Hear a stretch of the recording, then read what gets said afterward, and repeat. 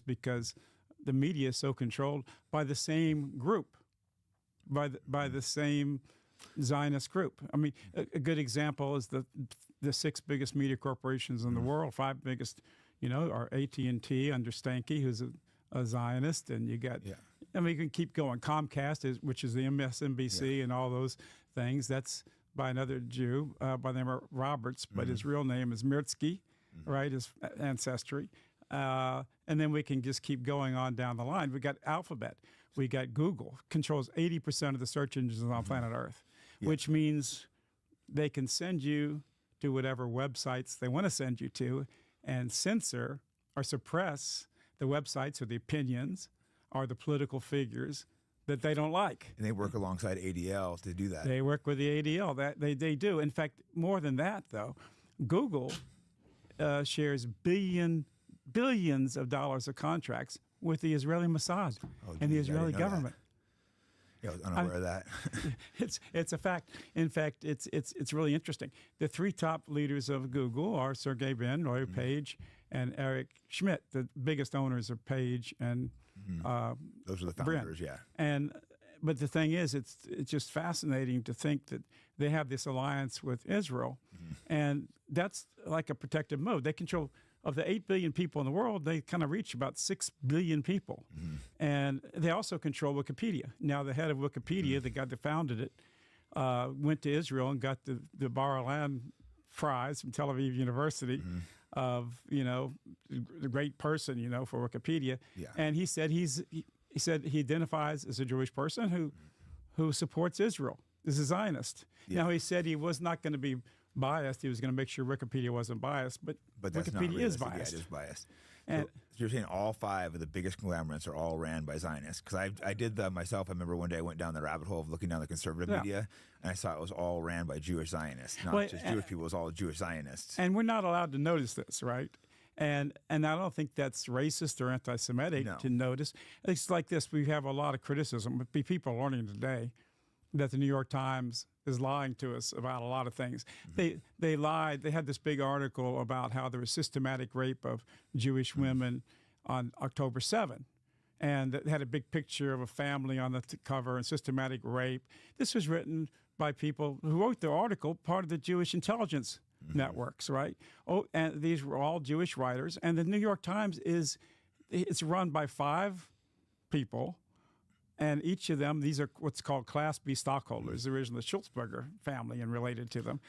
And they're all Jewish Zionists. It's like who support the state of Israel and support what they call the Jewish agenda. And again, they have a right to do that.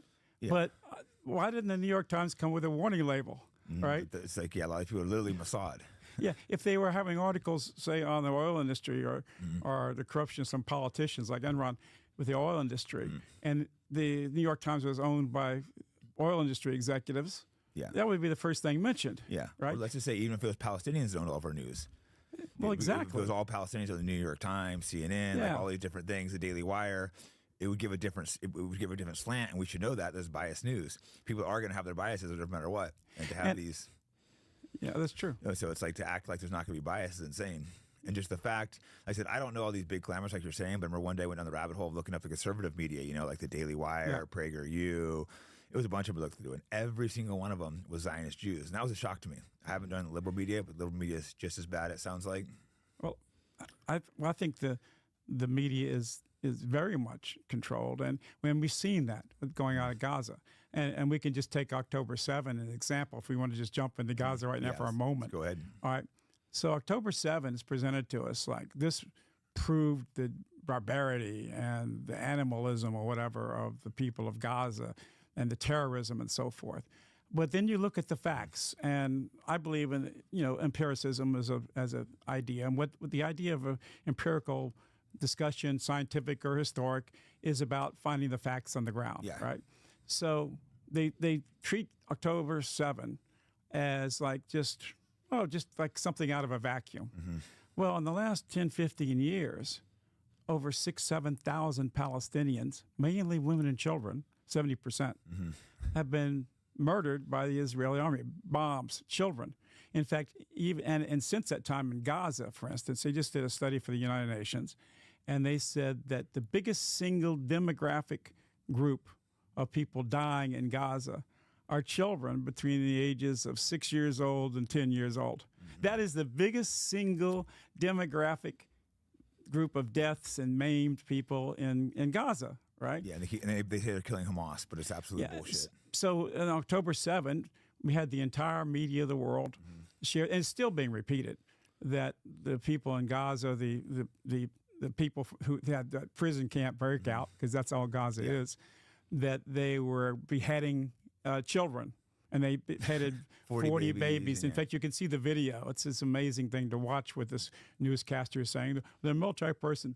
And it turned out to be a complete lie. They still repeat it, though. They repeated it over and over, including it's still repeated by people all the time. It's just they should take these lies and repeat them over and over until it becomes true. So when I first noticed this, so I said, "What is the how many of the allegedly 1,400? Then it became 1,200. Now they're saying 1,150 died. But how many of them who were killed were children under the age of 18? And by the way, 17, 18, you can still serve in the military."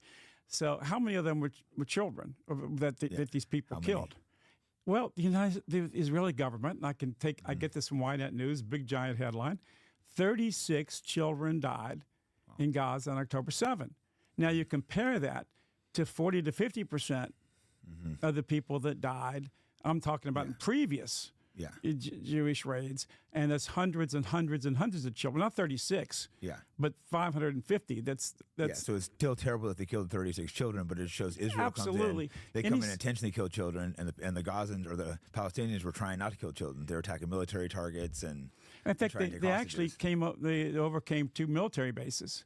They were a lot more military oriented than what. They were military, and they were trying to get hostages to trade back. Yeah, and that's another good example. Okay, so that's the first thing. So, so the whole beheading of babies was a lie. The big New York Times article about systemic rape to try to, and also one thing the media does is we were talking earlier about they divide people. They try to get men and women fighting one another.